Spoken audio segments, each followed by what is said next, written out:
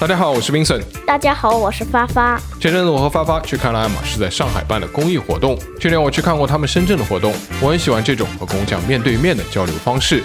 发发呢，又是一个非常喜欢捏黏土的小朋友，他会把那些他喜欢但又买不到的宝可梦角色照着图鉴捏出来。所以今年上海的活动，我就和他一起来体验一下。我们约的是亲子专场，每个到场的小朋友可以领到一条围裙，然后每完成一个展台的参观讲解，还能获得一枚小小工匠勋章。小朋友也可以直接向工匠提问，一旁会有翻译人员帮你翻译。另外，这次非常难得的是，我们的编导团队有幸采访到了几位工匠，我们整理了几组大家可能会感兴趣的问题，让我们一起来听一听工匠们是怎么回答的吧。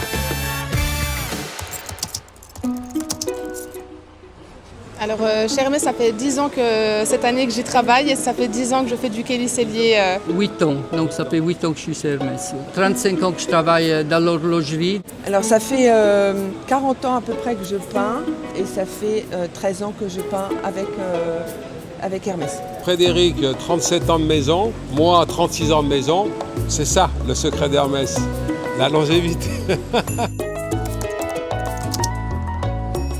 Et le savoir-faire présenté ici, c'est donc l'asticage. Alors là, ce sera donc un sanglon qui sera destiné pour un Kelly Cellier, donc pour fermer le sac.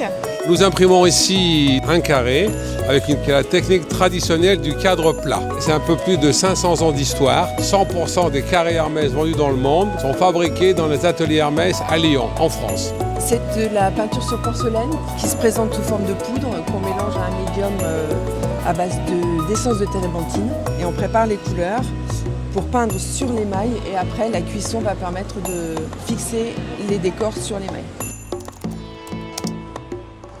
Là je vous montre par exemple le jaune, donc c'est de la poudre. Tous les pigments sont des pigments naturels mélangés à des oxydes métalliques et on va les mélanger à un médium qui est ici, qui est gras, qui est à base d'essence de térébenthine, c'est comme de l'huile en fait. Et on va mélanger les deux à l'aide d'une spatule et on va préparer sa couleur comme ceci. Et les pinceaux que j'utilise, ce sont des pinceaux en poil de martre, donc des pinceaux très doux, très souples. La gravure, donc les cadres d'impression, et puis également il va choisir la bonne raclette. Donc la raclette, c'est ce qui va servir à pousser la couleur.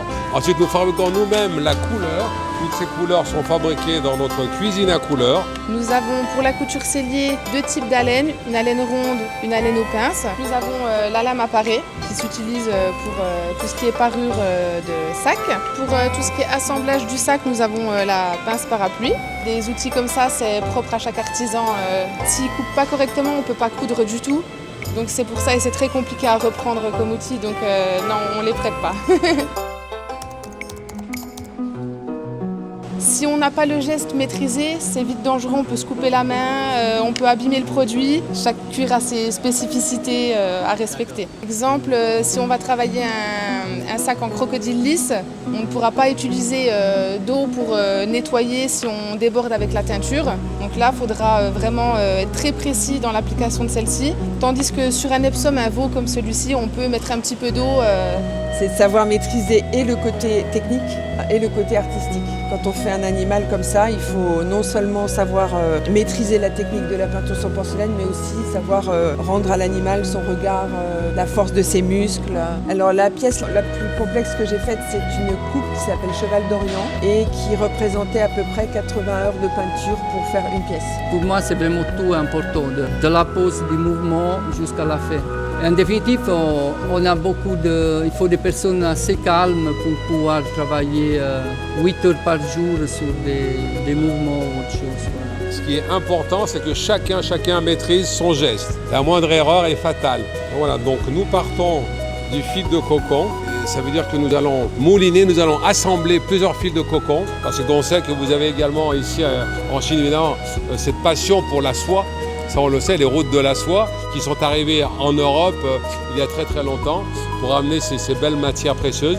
Donc nous, on est ravis de venir partager. Donc on espère avoir énormément de monde. Et l'idée aussi, c'est de donner des informations à nos jeunes pour essayer de donner des informations sur la main. C'est la main qui est à l'honneur chez Hermès. Donc à travers le dessin, l'infographie, à travers la couture, à travers le geste. Et quel que soit le métier, nous aurons toujours besoin de la main.